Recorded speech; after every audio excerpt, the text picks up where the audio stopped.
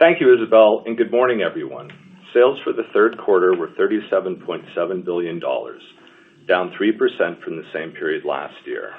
Comp sales declined 3.1% from the same period last year, and our U.S. stores had negative comps of 3.5%. Diluted earnings per share were $3.81 in the third quarter, compared to $4.24 in the third quarter last year. The third quarter was in line with our expectations. Similar to the second quarter, we saw continued customer engagement with smaller projects and experienced pressure in certain big-ticket discretionary categories. In addition, lumber and copper and wire deflation and storm-related overlaps negatively impacted results in the quarter. Billy will discuss these and other business trends shortly. During the third quarter, our Pro customer outperformed our DIY customer. While internal and external surveys suggest that Pro backlogs are lower than they were a year ago, they are still healthy and elevated relative to historical norms. With only one quarter left in the year, we believe the endpoints of our previous guidance range are no longer likely outcomes. As a result, and as we announced in this morning's press release, we narrowed our guidance range for fiscal 2023. Richard will take you through the details in a moment. As we've discussed, this year reflects a period of moderation. However, we are confident in our ability to navigate through this unique environment. We remain very excited about our strategic initiatives and are committed to investing in the business to deliver the best interconnected shopping experience, capture wallet share with the Pro, and grow our store footprint.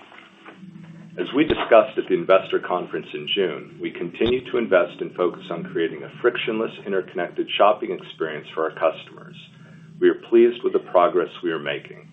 HomeDepot.com is one of the largest retail websites in the United States, and our digital app is one of the most highly rated in all of retail. And yet, we believe there's still opportunity to reduce pain points across the shopping journey. Our teams are identifying areas of improvement, like better communication throughout the shopping journey, an easier returns process, and the ability to seamlessly and intuitively make changes to an order once placed. For our Pros, we're investing in a multitude of initiatives. We remain focused on building out our unique ecosystem of products and services. As a result, we are evolving our organizational structure and recently elevated Anne-Marie Campbell to Senior Executive Vice President, better aligning our outside sales and service business in the global stores organization. Pro is one of our biggest growth opportunities, and this organizational change will allow us to better serve them by leveraging our full ecosystem of expertise, product assortment, fulfillment, and operations. Our merchants, store and Met teams, supplier partners, and supply chain teams did an outstanding job delivering value and service to our customers throughout the quarter, and I'd like to close by thanking them for their dedication and hard work. In addition, the Home Depot is proud to have tens of thousands of veterans, service members, and military spouses in orange aprons. Last week, we announced that the Home Depot Foundation surpassed the goal of $500 million invested in veterans' causes and also increased the total commitment to $750 million by 2030. And with that, I'd like to turn the call over to Ann. Thanks, Ted, and good morning, everyone. Let me start by saying that I'm very excited about my new role and the alignment it will create between the outside sales and services business and the global store organization. As you heard at our investor conference in June, capturing a greater share of the Pro's wallet is one of our largest growth opportunities. It represents roughly $475 billion in addressable market, and today we have relatively little share. The beauty of the Home Depot is that we have unique competitive advantages: our convenient stores, our leading brands, our engaged associates, our expansive fulfillment options that are unmatched and that can be leveraged for the benefit of our customers. And that's exactly what we aim to do. To do that, our new organizational structure will create stronger momentum with our teams to drive success with the Pro. Hector Padilla will focus on improving the experience for Pros shopping our stores. His 29-year tenure and knowledge of our store operations and new pro capabilities will be instrumental in achieving our goals. And Chip Devine, our head of outside sales, brings nearly 30 years of distribution experience. He will work on building out capabilities to better serve more complex project needs. Ultimately, we must focus on removing friction within our operations so our customers have a great experience every single time, no matter how they choose to shop with us. Whether in the aisles of our stores, picking up product at the store, receiving product at their job site, with a sales associate, or digitally. We know that most of our pros use many of these capabilities across our ecosystem when shopping with us. For us, we are building trust and a partnership that lasts for decades and across generations. This means we have to work hard to deliver a great experience regardless of their point of interaction.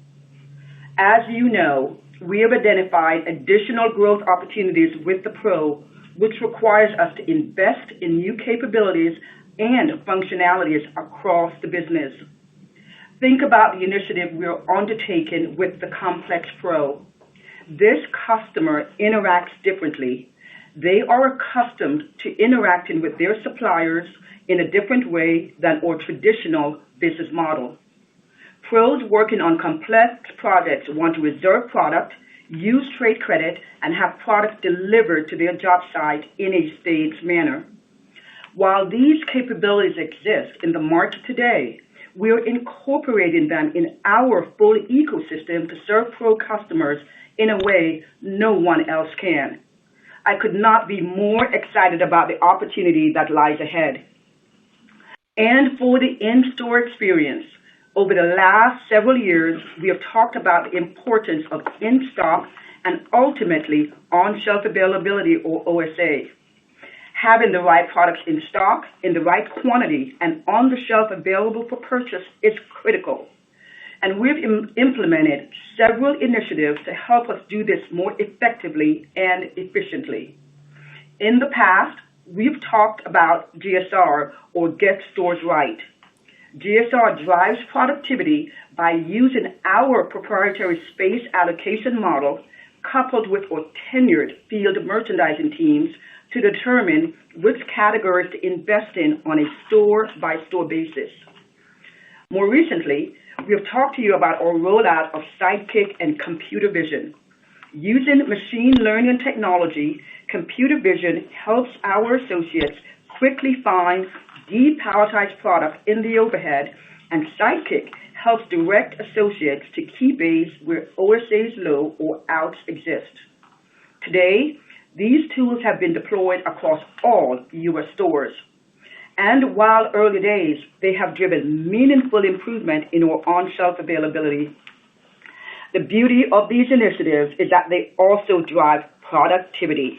They make it easier for associates to restock product, have a greater depth of high-velocity product, and ensure we remain in stock with more product on the shelf and available for sale. As a result, we enable our associates to focus on the most important tasks and allocate more time to deliver a better shopping experience. These are just a few examples of the many different types of initiatives that can drive significant value for customers, our associates, and our shareholders. Despite a challenging year, our amazing associates have remained engaged and ready to serve our customers, and I want to thank them for all they do. With that, let me turn the call over to Billy. Thank you, Ann, and good morning, everyone. I want to start by also thanking all of our associates and supplier partners for their ongoing commitment to serving our customers and communities. As you heard from Ted, during the third quarter, our sales were in line with our expectations. However, we did have some unfavorable impacts from core commodity deflation and storm-related overlaps. We saw a continuation of a trend that we have been observing throughout the year, with softness in certain big-ticket, discretionary-type purchases. Instead of engaging in larger projects, customers continue to take on smaller projects. Turning to our department comp performance for the third quarter, our building materials department posted a positive comp, and 7 of our remaining 13 merchandising departments posted comps above the company average, including plumbing, appliances, hardware, outdoor garden, millwork, tools, and paint. During the third quarter, our comp transactions decreased 2.7% and comp average ticket decreased 0.3%. Excluding deflation from core commodities, we experienced comp average ticket growth primarily driven by demand for new and innovative products. Deflation from core commodity categories negatively impacted our average ticket growth by approximately 60 basis points during the third quarter, driven by deflation in lumber and copper. During the third quarter, we continued to see a decline in lumber prices relative to a year ago. As an example, on average, framing lumber was approximately $420 per 1,000 board feet, compared to approximately $545 in the third quarter of 2022, representing a decrease of over 20%. Big ticket comp transactions, or those over $1,000, were down 5.2% compared to the third quarter of last year. We continue to see softer engagement in big ticket discretionary categories like flooring, countertops, and cabinets. However, we saw big ticket strength in pro-heavy categories like roofing, insulation, and portable power. Turning to total company online sales leveraging our digital platforms increased approximately 5% compared to the third quarter of last year. We continued to invest in the digital experience across our website and app and released a variety of enhancements in the third quarter. These range from simple improvements to help customers track orders to more complex things like updating our search and recommendation algorithms. For those customers that transacted with us online during the third quarter, nearly half of our online orders were fulfilled through our stores. During the third quarter, we hosted our annual Labor Day appliance and Halloween events and were pleased with the results. In appliances, we were encouraged with the customers' engagement during the event. And 2023 was another record sales year for our Halloween program, both in-store and online, as our customers continue to add to their collection with our unique and exclusive product assortment. As we turn our attention to the fourth quarter, we intend to continue this momentum with our annual holiday, Black Friday, and gift center events. In our gift center, we continue to lean into brands that matter most for our customers with our assortment of Milwaukee, Ryobi, Makita, DeWalt, Rigid, Husky, and more. We will have something for everyone, whether it's our wide assortment of cordless Ryobi tools, DeWalt atomic drill and impact kits, or our new Milwaukee M18 forged batteries. These new M18 forged batteries will be a game changer for our pro customer, providing the most powerful, fastest charging, and longest life of any battery on the Milwaukee M18 platform. This quarter, I'm also excited to announce the addition of Wago to our powerhouse assortment of pro brands, including Milwaukee, USG, Custom Building Products, Leviton, and QEP, to name a few. It is these strategic vendor relationships that make us the product authority in home improvement, and the addition of Wago will help extend our position. Wago is one of the top requested, most innovative pro brands in the wire connector segment that features a releasable, level lock wire connector that speeds up installation and saves space in tight applications. We recently launched a number of SKUs in our stores, which are exclusive to the Home Depot and the national big box retail channel. Our merchandising organization remains focused on being our customer's advocate for value. This means continuing to provide a broad assortment of best-in-class products that are in stock and available for our customers when they need it. We will also continue to lean into products that simplify the project, saving our customers time and money. That's why I am so excited about the innovation we continue to bring to the market. With that said, I'd like to turn the call over to Richard. Thank you, Billy, and good morning, everyone. In the third quarter, total sales were $37.7 billion, a decrease of approximately $1.2 billion, or 3% from last year. During the third quarter, our total company comps were negative 3.1%, with comps of negative 2.1% in August, negative 3.4% in September, and negative 3.7% in October. Comps in the U.S. were negative 3.5% for the quarter, with comps of negative 2.5% in August, negative 3.8% in September, and negative 4.1% in October. In local currency, Mexico and Canada posted comps above the company average. It is important to note that adjusting for storm-related overlaps and some seasonal shift, monthly comps were relatively consistent across the quarter. In the third quarter, our gross margin was 33.8%, a decrease of approximately 20 basis points from the third quarter last year, which was in line with our expectations. During the third quarter, operating expense as a percent of sales increased approximately 120 basis points to 19.4% compared to the third quarter of 2022. Our operating expense performance during the third quarter reflects our previously executed compensation increases for hourly associates, as well as deleverage from our top-line results. Our operating margin for the third quarter was 14.3% compared to 15.8% in the third quarter of 2022. Interest and other expense for the third quarter increased by approximately $30 million to $438 million. In the third quarter, our effective tax rate was 23.3%, down from 24.4% in the third quarter of fiscal 2022. Our diluted earnings per share for the third quarter were $3.81, a decrease of 10.1% compared to the third quarter of 2022. During the third quarter, we opened 7 new stores, bringing our total store count to 2,333. Retail selling square footage was approximately 242 million square feet.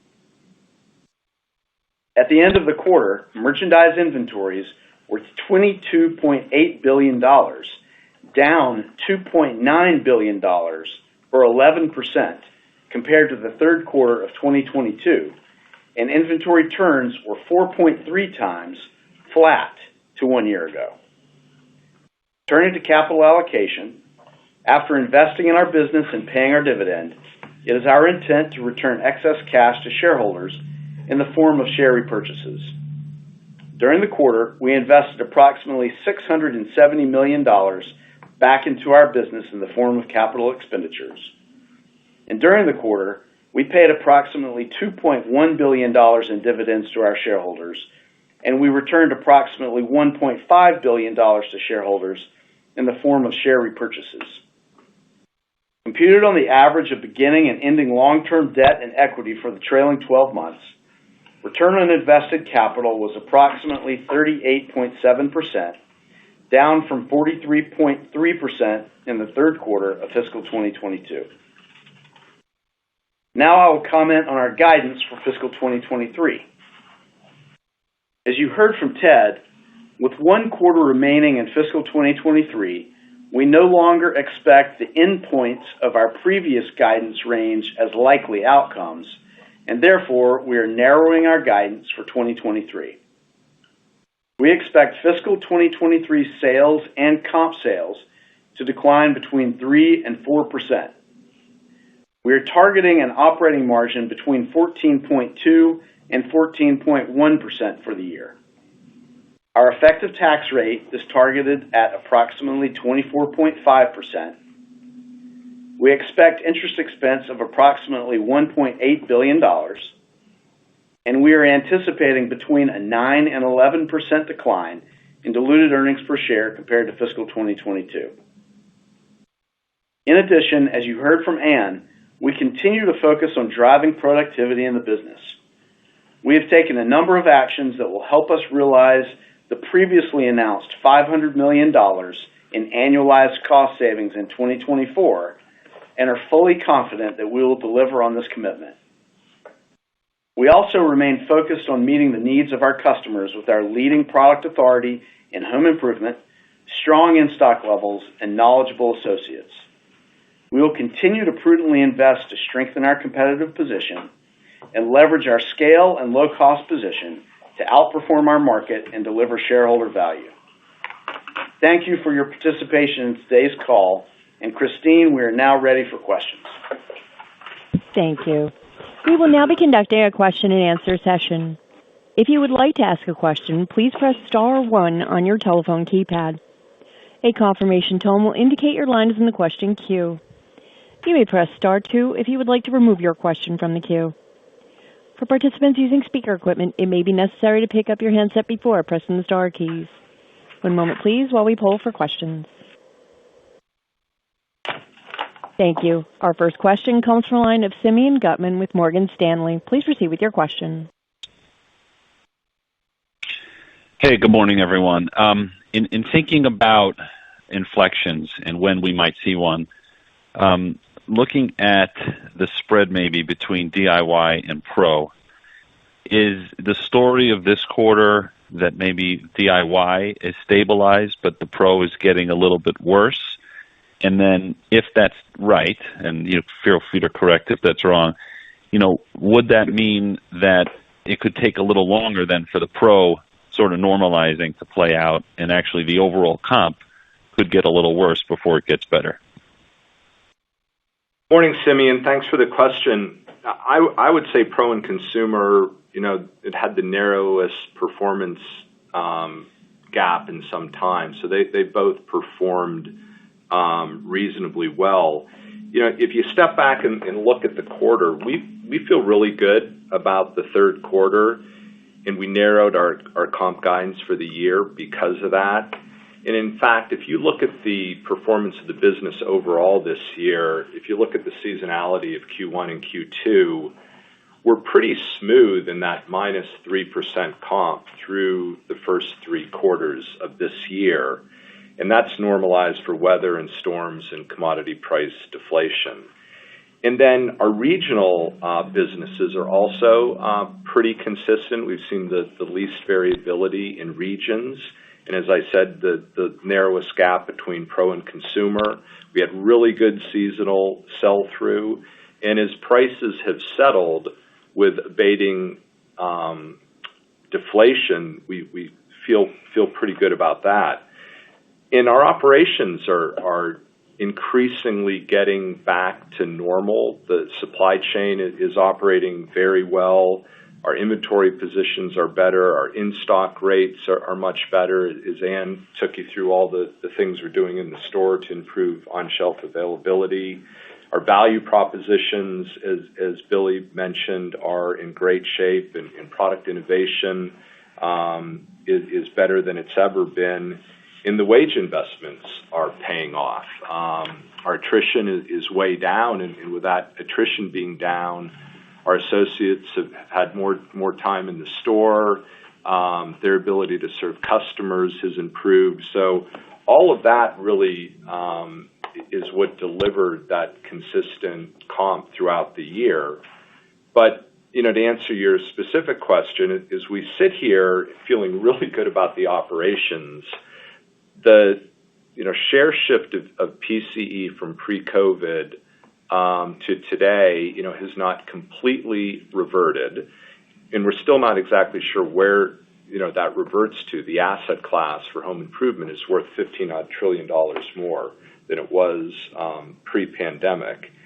And we know now that the Fed it definitely has a higher for longer monetary posture, and that's going to continue to pressure durable goods in financing or motivation for larger home improvement projects. So as we said, we see great engagement in seasonal goods, engagement with smaller projects. It's that the larger projects are a bit down at the moment. So that's what we're watching. I mean, we're not obviously talking about 2024 today, but lots of good news in the operations of the business. Great news with still a very resilient customer. I mean, we just came off a 4.9% GDP in Q3, driven by the consumer. But as you know, we're looking at it this year, this period of moderation for home improvement spend. But couldn't feel better about the business and in our operations overall. Thanks for that. And then maybe the follow-up, you mentioned GDP. Given, that home prices seem to be pretty sticky, even with pretty weak turnover, and may not get any better, how should we think about GDP? Should we revert to GDP as maybe a better proxy for how the business could do? Simeon, this is Richard. We have tried to take the most thoughtful approach possible over the last few years of what the drivers of the business are and those things that indicate to us, how we have settled back out of the pandemic period. And that's why we focused on share of PCE. Like Ted said, we're not going to talk about 2024 today. There is an underlying kind of layer of economic activity that supports the business. But as Ted pointed out, number one, we still haven't reverted all the way back to 2019 levels of PCE share. And the Fed stance of higher for longer has had and could have increasing pressure on the outlook for durables and housing-related spend. So like Ted said, that's what we're watching at the moment. And we'll talk about 2024 when we get to our call next quarter. Thank you. Our next question comes from the line of Zach Fadem with Wells Fargo. Please proceed with your question. Hey, good morning.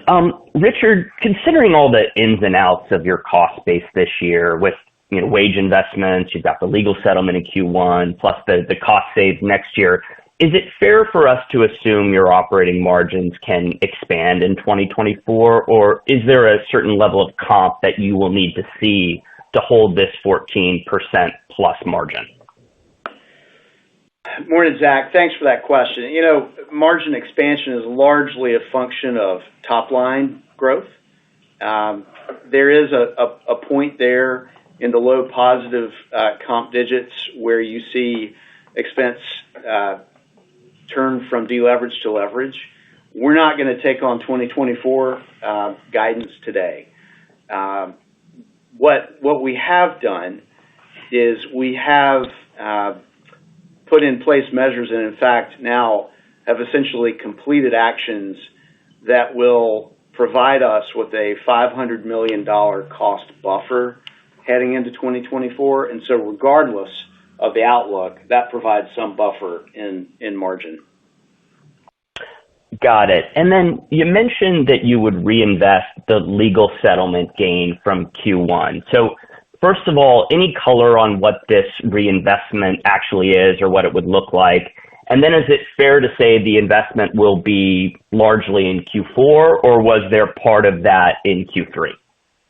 We've had part of that spent throughout the year. I think it is still a correct assumption that favorability will be fully offset by the end of the year. And so I really point you to our guidance as the best jumping off point for your modeling. Got it. Thanks for the time. Thanks, Zach. Our next question comes from the line of Scot Ciccarelli with Truist. Please proceed with your question. Good morning, everyone. So in some other retail verticals, or a lot of other retail verticals, we're seeing a return to pre-COVID purchasing patterns where you probably see more purchasing activity on weekends and around holidays and events with, frankly, bigger lulls in between. So the questions are, one, are you seeing a similar general pattern? And two, assuming that is the case, are there ways for you guys to take advantage of that pattern from an operational standpoint to improve productivity? Thanks. Yeah, thanks for the question, Scott. It's Billy. Listen, as it relates to different fluctuations in customer patterns and so forth, we haven't seen that. It's been very consistent throughout the quarter, and as Ted mentioned in his prepared remarks, really throughout the year when you account for some of the weather and some of the bathtub effect we saw in the first half. So we haven't seen that. As it relates to promotional activity whatsoever, we have events in our stores that we love to execute and drive excitement for our customers, but from a promotional activity standpoint, it's really reverted back to pre-COVID times. It's our pricing has certainly, as Ted mentioned, settled over the last several months. The environment's certainly stabilized. So we operate in a very We operate in a very rational market and promotional environment, as I said, just as returned to kind of pre-pandemic times. And we will always, Scott, we will always focus on EDLP. I mean, we have events during, certain seasons that they're a lot of fun. They're engaging for the associate. They're engaging for our customers. But day in and day out, 12 months a year, we strive to be an EDLP retailer with great values every day. Got it. Thanks. And then just a quick follow-up. On the big ticket discretionary, is there any specific areas where you're actually seeing a positive inflection, or are they all still trending, call it mid-single digit negative? No, we called out in my prepared remarks categories like portable power and so forth, where we have seen great engagement. And candidly, we're thrilled with the innovation that we continue to partner with our supplier base on, that we bring to the market. And where we continue to see innovation, we continue to see great engagement with both the pro and the consumer. Got it. Thanks, guys. Our next question comes from the line of Chris Horvers with J.P. Morgan. Please proceed with your question. Thanks. Good morning, everybody. So a couple follow-ups to prior questions.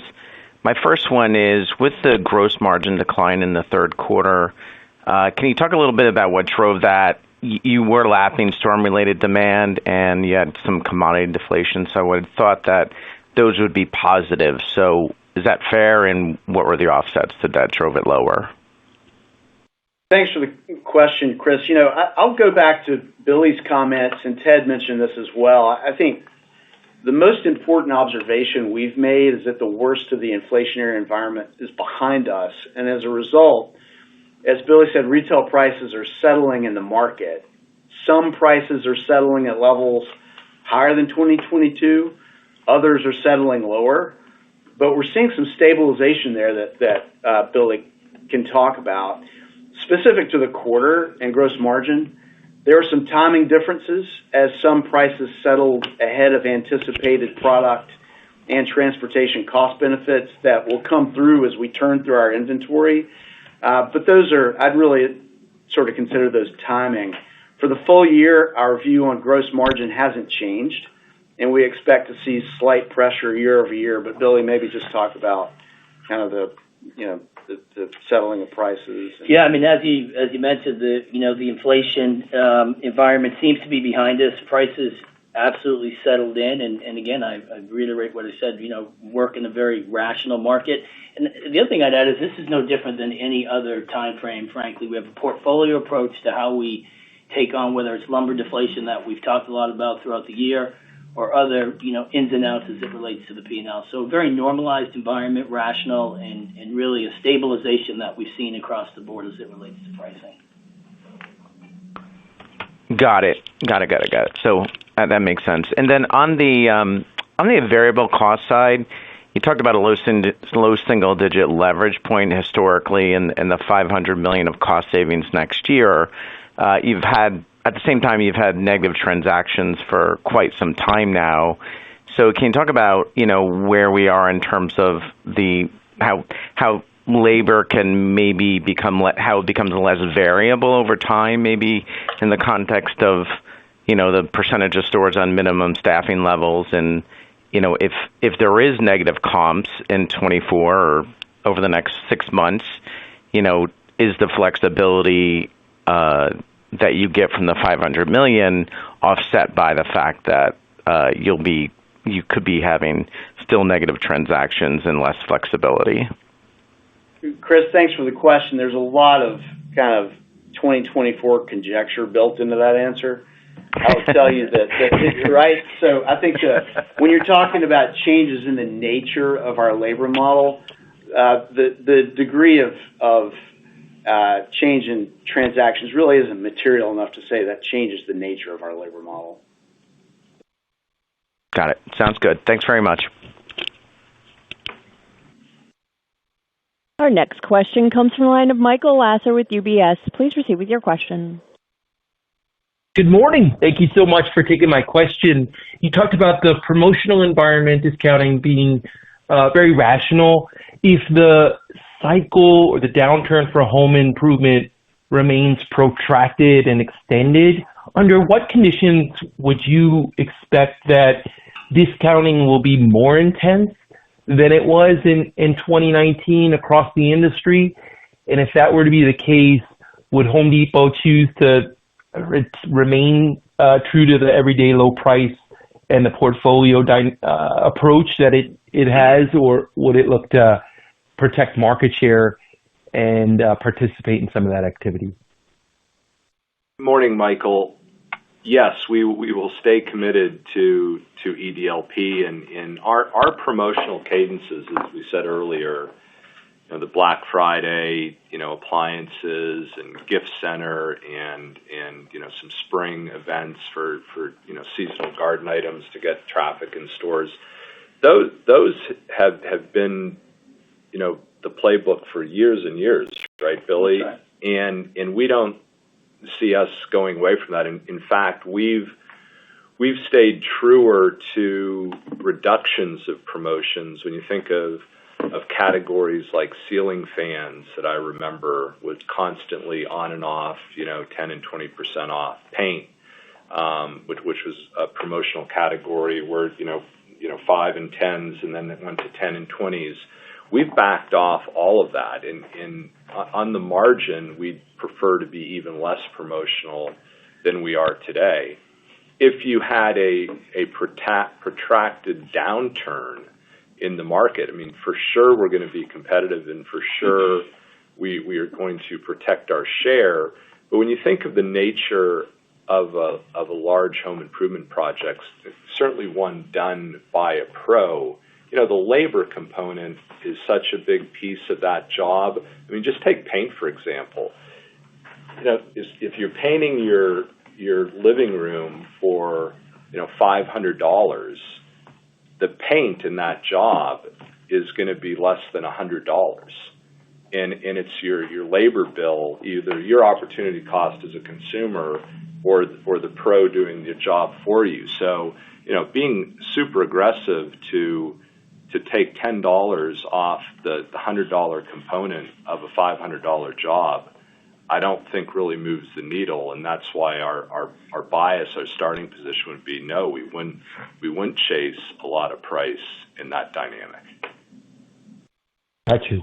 Very helpful. My follow-up question is, historically, Home Depot has underpromised and over-delivered in just about all facets. Is it realistic to think that you took the same approach when building this $500 million of net cost savings for next year, such that there could be upside to that number?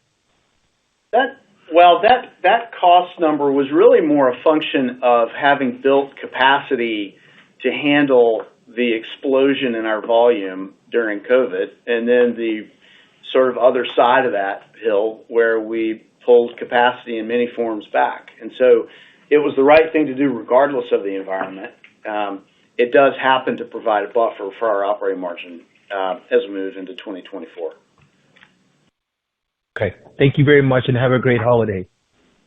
You too. Our next question comes from the line of Steven Zaccone with Citi. Please proceed with your question. Hey, good morning, everyone. Thanks for taking my question. Congrats, Ann, on the new role. I wanted to focus on the pro side of the business. So the commentary about growing with the complex pro, in the past there's been a focus on the flatbed distribution centers and the rollout on a regional basis. Is that still very much the strategy for the next couple of years? And as you zoom out and think about the opportunity with the complex pro, what are the top priorities within those next 1 to 2 years? Stephen, thank you. Thank you so much for the kind words there. Chip is in the room, and he has been intimately, knowledgeable about that. And so I'm going to throw it over to Chip, and he'll talk a little bit about some of the capabilities that we continue to leverage and some of the functionalities and capabilities that we'll continue to build. Yeah, thank you, Stephen. We are going to continue certainly our march down to the expansion of our outside sales teams and continue to grow the complex pro it was mentioned in the earlier remarks, the connectivity into the store is an important part of this asset build as well. Our pros shop in our stores every single day, and connecting that ecosystem to our flatbed delivery systems is part of that. So as we look and expand into different markets as we move forward from where we currently are, we will continue to evaluate the best opportunity to expand those distribution assets as well to support our growth in pro. Okay, thanks. I wanted to revisit Simeon's question about inflection because I know it's a challenging backdrop to predict. But I guess as you think about the business, what are the key building blocks to take the business from this period of moderation to a more stable market backdrop when you talked about low single-digit market growth? You know, I'm curious if you could opine on, is it really the PCE shift? You know, is it rates? Just any help you provide would be helpful. Thank you. Yeah, Stephen, for that, you know, we're always looking at a balance between ticket and transactions. And, you know, what was interesting during the COVID period, we had inflation, so we had AUR up and we had ticket up, also driven by basket size. But the engagement was so high, you really didn't have elasticities. You had driving ticket and transactions, and that's what led to the 25% comp. As inflation is abated in primarily commodities, and those prices have come down, you've seen, you know, a fall off in ticket, and you didn't get the elasticity, you know, initially that you'd expect, and that was because people were still powering through projects. And now it's a mix of, you know, what's the level of response from pricing versus pull forward versus, you know, the Fed stance and higher interest rates. So that's all the dynamic that's muddying the traditional ticket and transaction dynamic. But what's healthy for us, you know, is a solid comp, you know, equally balanced between ticket and transactions. And that's what we'd be looking for. And now we said, you know, prices have essentially leveled. Our ticket, you know, was down modestly, and if you take out commodity, our ticket would have been up for the quarter. And then transactions, you know, we're still working through a bit of that PCE shift, pull forward, you know, whatever that dynamic might be. But, you know, we'd be looking for growth in each in a nice balance going forward. Very helpful. Thanks, guys. Our next question comes from a line of Brian Nagel with Oppenheimer. Please proceed with your question. Hi, good morning. Thanks for taking my question. The question I have, I think Michael may have asked previously just about, you know, price actions, but I guess maybe to expand that a bit further. So we've been discussing now this trend in you know, weakness in bigger tickets for a while. I mean, obviously a very unique demand backdrop. But again, from your perspective, you know, and particularly as you look towards 24, are there levers that Home Depot could pull, you know, to potentially spur better demand within big ticket, you know, other than price? Well, the number one way that we're focused to drive demand is with the complex pro. So that is our key strategy, and that's what we're focused on. It's a $200 billion space, as we've defined the 950 split evenly pro and consumer, and of the 475 that's pro, there's 200 billion that is, you know, larger pros, more complex spend that we're building out the capabilities to serve that demand. And that, Brian, you know, is what we're, you know, very, very focused on, and think for years and years that is going to be a driver of our business as we take share in that sort of $200 billion white space. You know, thanks, Ted. I got it. And then my follow-up, and much quicker. You know, you narrowed your guidance for the balance of the year. we talked about trends in the fiscal third quarter, but any commentary on sales trends early here in fiscal Q4? Our performance in the first 2 weeks is on track to achieve our full year 2023 guidance. Very good. Well, I appreciate it. Congrats again. Thank you. Our next question comes from the line of Peter Benedict with Baird. Please proceed with your question. Oh, hey, guys. Thank you for taking the question. Another one on average ticket here. So pre-COVID, average ticket around $67. I think now it's kind of trending closer to $90, so up 35%. Richard, just wonder if you have any perspective on kind of the like-for-like SKU inflation component there versus the big ticket mix. It sounds like your like-for-like inflation seems to be stabilizing. I know there's innovation that can make things not like-for-like, but just curious as you think about the big ticket exposure there, and what could potentially play out there. You know, how big of a deal is that? Thank you. Thank you for the question. I think there are a few answers to that. First of all, we have seen inflation abate and really kind of settle on a like-for-like basis across the portfolio.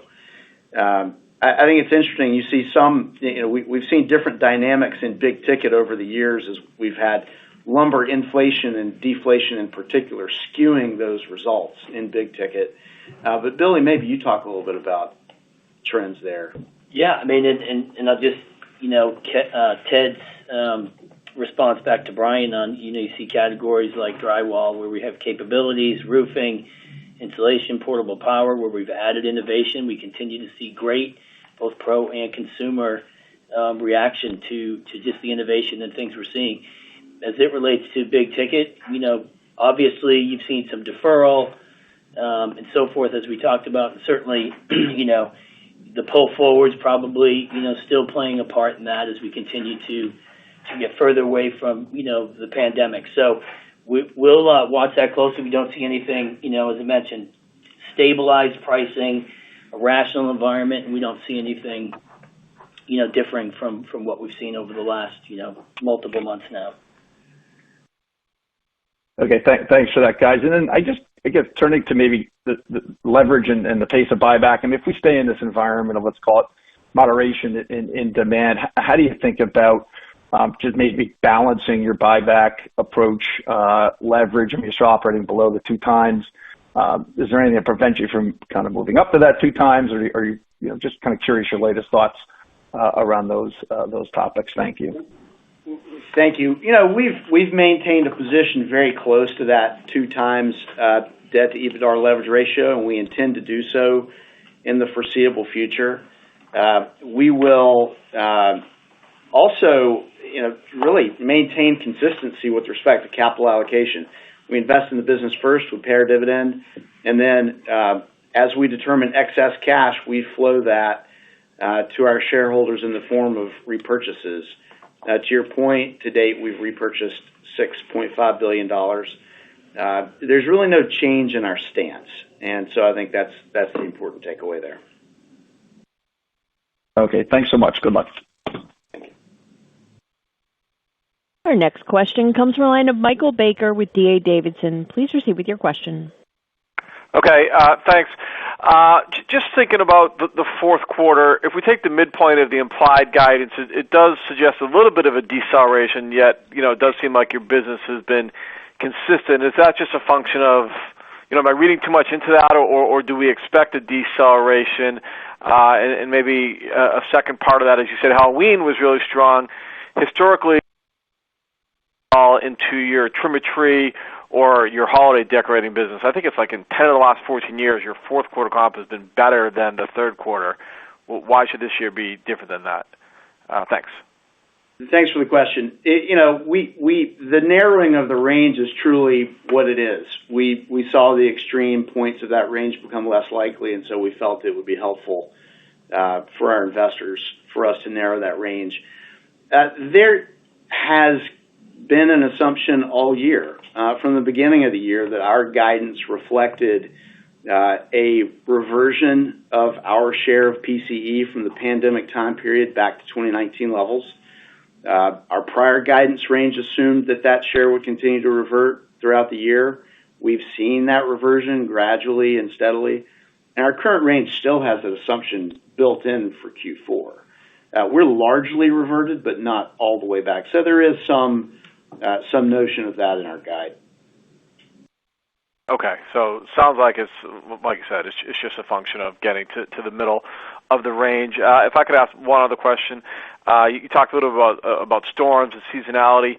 I think a lot of retailers have said it's been a warm fall. How does that impact you? Do you need it to get cold and as we go through the fourth quarter to drive your business? How should we think about that? Thanks. It's been a little warmer, obviously, but not a big impact. We started to see where the weather is normalized. We started to see some of that fall cleanup and fall business really take off. Haven't seen obviously snow and so forth. So it's kind of right in line with what we'd say is a little more normalized year, and where you see the weather act a little more fallish. You've seen the categories and businesses that you'd expect to trend in that positive direction. Appreciate it. Thanks for taking the time. Thank you. Our next question comes from the line of Steven Forbes with Guggenheim. Please proceed with your question. Good morning. Ted, or maybe for Ann, just a follow-up on pro sales, really focusing on the Dallas market versus the chain average. Can you update us on how that market's performing? And then maybe just comment on any behavioral differences that you're noting between pro markets based on the maturity of your strategic initiatives focused on the complex pro. I mean, are you seeing and being able to analyze very predictable behavioral changes? Yeah, I'll start off by just saying that the capabilities and functionalities that Hector and Chip, has been working on over the last several years are certainly, going to help us engineer a great deal of momentum and success with the pro. And, Chip, I'll throw it over to you again because of how intimately you are knowledgeable about that. But the pro ecosystem is what we're focused on now, and not the in-store side not only the in-store side, but the complex pro. And as we build out these capabilities and we see the effectiveness of these capabilities, we're going to continue to leverage those. And Chip, I'll throw it over to you to kind of give a little bit more details on Dallas. Yeah, thanks, Ann. And Stephen, yes, absolutely, where we've built capabilities inclusive of assets, distribution assets, and where we've expanded our sales force, we've seen meaningful impact and growth. Our outside sales team is the best performing cohort of all pros. So we're going to continue, as I mentioned before, to invest in that and then add assets where necessary in the appropriate markets. Thank you. Maybe just a quick follow-up for Richard or Billy. All the ticket conversations here, any way to just sum up how the quarter for big ticket progressed relative to expectations? It sounds like it performed better than expected. You have sort of stabilization in multi-year big ticket comp trends. I would imagine that wasn't the expectation, but any way to help us frame on how the quarter progressed for big ticket versus internal plan? Yeah, I think, listen, it was largely how we planned it. I called out, some great interaction from our consumers as it relates to appliances. Having said that, we were in a better inventory position there, so we saw some tailwind from just our better inventory position as it relates to that. But it largely played out exactly how we had thought it would.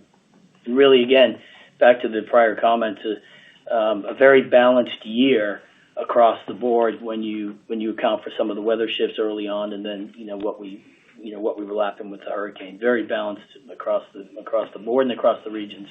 I think it's important, though, thematically, just to sort of repeat the point. This stance by the Fed of higher for longer, is sort of coming across in surveys. There is a deferral of larger projects. And so if you just want to zoom all the way back to the true macro here and the forces on ticket that we're watching, that's probably the largest macro force. That's right. Thank you. Christine, we have time for one more question. Thank you. Our final question comes from the line of Dean Rosenblum with Bernstein. Please proceed with your question. Hey guys, thanks so much for taking my call. My question is about the pro and really just understanding the performance of the pro relative to the comp overall, and then splitting that out between store sales to pro versus complex project sales to pro. So just to make sure I'm understanding, you put up a, call it a -3 comp, DIY and pro very close to one another, U.S. slightly worse than Canada and Mexico. So I'm assuming, U.S. pro, call it down 2.5. And then can you just either verify or correct that? And then can you characterize pro sales in the store relative to pro sales outside of the store through the outside sales force and the CFCs? Thanks. Well, taking your last part first, it's an ecosystem like Ann said. We don't have goals or targets with respect to the separation of store and delivered sales. The point is actually lifting all sales, and that's what we've seen consistently in every market where we've rolled out capabilities. Originally we worried, okay, are delivered sales going to begin to cannibalize the store? The opposite has proven true. And so we are progressing in a way that we're pleased. With respect to your first question, factually, the pro did outperform the consumer in Q3, albeit at the narrowest margin we've seen in quite some time. If you actually normalize for commodity impact, the pro was essentially flat for the quarter. Okay, great, thanks. And I guess my follow-up would be, when you guys measure big project versus small project, can you just clarify for us how you're determining what constitutes a big project versus a small? Is it like transaction size over $1,000? And if you could clarify that for us, that'd be great. We infer from category sales and from class sales. When you look at categories that are more likely to sell at higher volumes and larger projects, kitchens, flooring, millwork to an extent, we are doing some inference. We also ask our customers what they're seeing and what kind of projects they're working on. We use external survey data that tells us that the nature of projects is kind of shifting from larger to smaller. And so it's a triangulation. That's great. That's super helpful. Thank you so much, guys. Good luck in the fourth quarter. Thank you. Ms. Jancy, I'd like to turn the floor back over to you for closing comments. Thanks, Christine, and thank you everyone for joining us today. We look forward to speaking with you on our fourth quarter earnings call in February.